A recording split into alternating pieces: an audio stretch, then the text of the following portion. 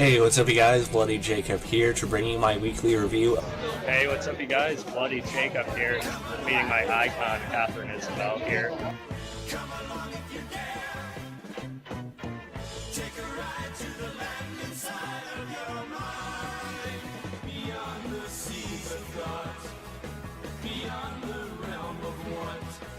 Across the streams of hopes and dreams where things are really not. Come along if you can. Come along if you dare. Have a good one. Cheers, guys. Side of your mind, but please realize you'll probably be surprised.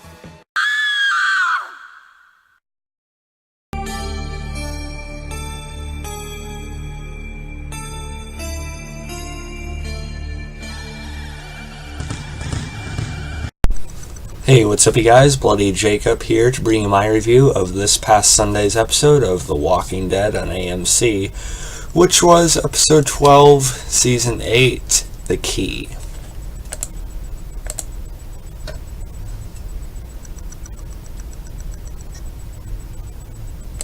So yeah, I know this video is way later than it should be. I mean, it's gonna be Saturday by the time anyone sees this, or by the time it's uploaded. It is Saturday now, technically, actually. So yeah, this is a late review, but this was a pretty big episode, or at least a pretty exciting episode.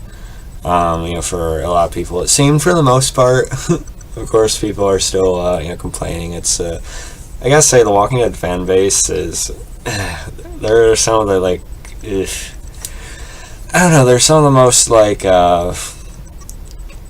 just touchy, not touchy, but I don't think I've seen a fan base complain more than what The Walking Dead has to deal with.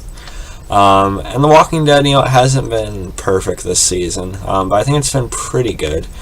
And I am most interested in this than I have been in a while. I think it's probably the best it's been since about season 5 or so. And I like season 7. Season 6 is probably my least favorite, but it still had some fine points to it. And with the way Carl's death was handled, people are still mixed on that. But it was really well done, really well acted and everything. And then that conversation between Rick and Negan over the walkie-talkie in the previous episode, episode 10 I should say, on The Lost and the Plunderers. It kind of hooked me back in a little bit. Just because that intricate, sort of character-driven back and forth, is what I originally loved about The Walking Dead. Was the characters, not necessarily bigger, better action. The character dynamics. That's why season 2 still might be my favorite season of the show, is because of Rick and Shane's relationship. Just like the morally gray nature of it, even in season 3, a little bit 4. That's always my favorite thing about the show. So seeing that with Negan and Rick's conversation was great, and that did hook me back in. But if you didn't notice, I missed reviewing last week's episode, and that's because while I am more optimistic about Walking Dead than I have been in a while, I'm still not completely. I'm not absolutely loving it right now, I guess. But like I said, I do think it's pretty good right now. I just don't know if I'm so enthused about it to talk about it each and every week at this point. That's why I've kind of been skipping here and there. At least when in terms of doing videos on it. But this week's episode is definitely one of the more memorable ones of the season, I guess. You have a real confrontation between Rick and Negan, which is a lot of fun to see. The biggest thing that most people are complaining about in this episode is during the whole chase and scuffle that Rick and Negan had. Rick fires off how many shots and he doesn't hit Negan once. People say, Rick's supposed to do a good shot, but then when he faces Negan, he turns into a stormtrooper or something. I don't think it's necessarily meant to be written that way. It's pretty much like plot armor. It's a plot convenience pretty much, because they're not going to kill Negan off, at this point, if at all. But they still got to have the characters, go up against each other at some point besides finales. So what else can really happen? I mean, yeah, Negan maybe should have taken one in the leg or the arm or something, or the shoulder. I don't know. But yeah, that's pretty much why Rick's still supposed to be a good shot, but he can't kill Negan yet. So so there's that part of it. I still nonetheless thought it was a pretty exciting back and forth between the two, and even without either of them being killed, I still thought it was pretty engaging, especially for Rick. It's good to see him on the offensive again. Him sort of just really going for it. Even Negan seemed a little thrown off by just how how hard Rick was going at him. With throwing the axe or the hatchet or whatever it was. I think it was an axe. So Negan wasn't completely ready for it. And meanwhile, while this is happening, Rick had run Negan off the road. While they were on this convoy. And meanwhile, we have this back and forth between Simon and Dwight. Talking. Basically, Dwight, he's still trying to have to play both sides, so he has to be very careful with how he sort of responds to anyone, really. And of course, Simon, we know he's, he basically doesn't see Negan as being fit to be in charge anymore.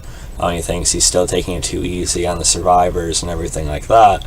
Giving him warnings instead of just, wiping them off the map, killing them all off, like he did, Simon had done with the Junkyard people. So he's trying to talk to Dwight and convince him that Negan's way isn't right anymore. I'm kind of feeling that out.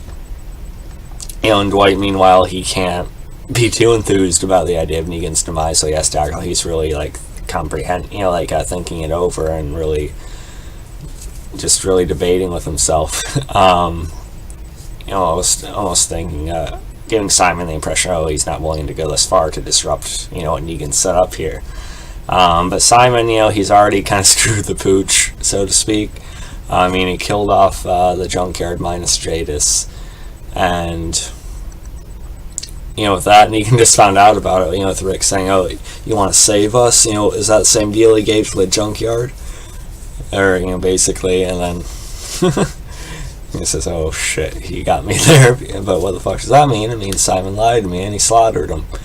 So yeah, Simon's really gonna have hell to pay. I do see Simon being killed off this season. Even though he's a good, sort of supporting antagonist, I think he definitely plays the role well. He relishes it. He puts a lot of energy into it.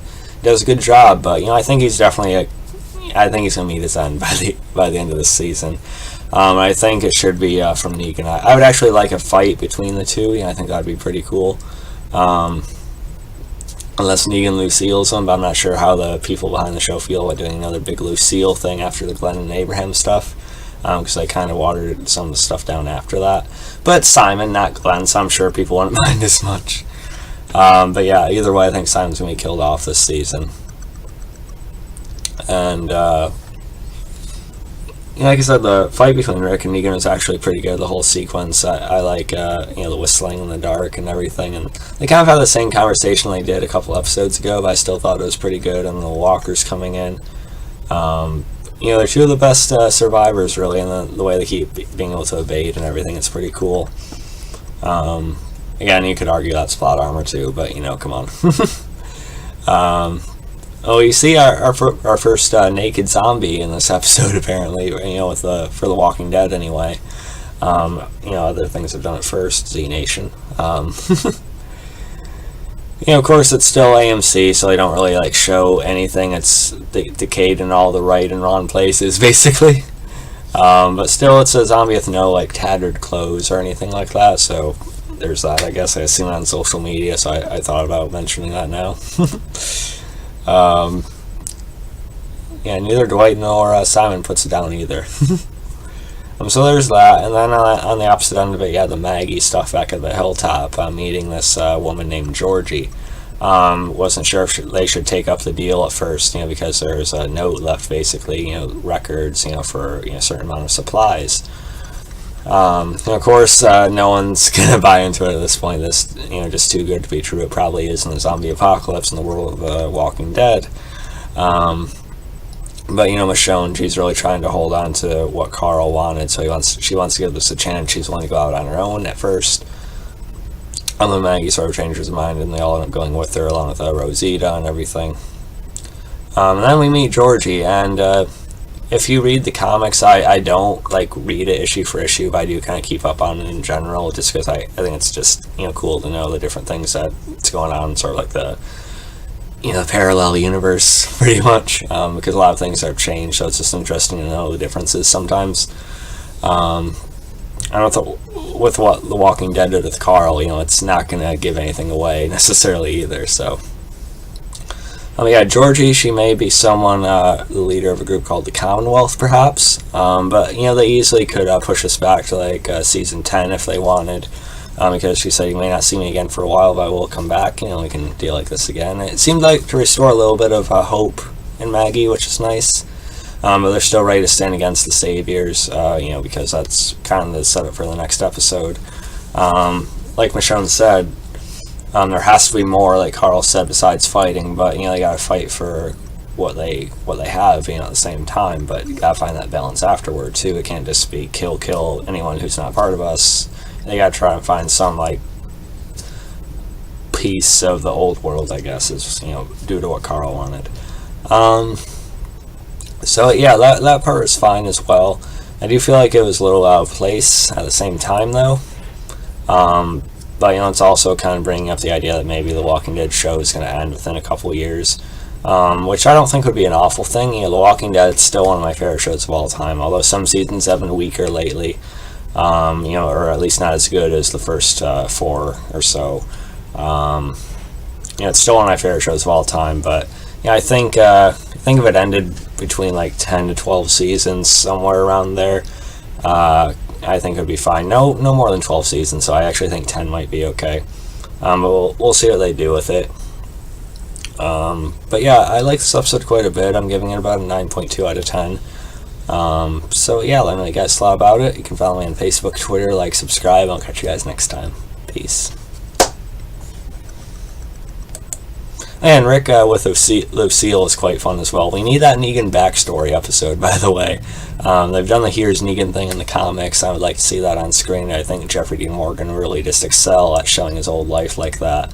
It would add even more complexity and sort of a showing a better side. Or, well, you know, he screwed up a lot of shit in his old life, you know, but it would show more layers to Negan like we've been seeing glimpses of, you know, throughout the season, so I think that would work really well about now. And Negan being taken by Jadis, you know, should be interesting as well. I can just see the way he's laughing with that big grin before she knocks him out. Yeah, he just gets a kick out of it, I think we will too. So, yeah, catch you guys next time. Peace.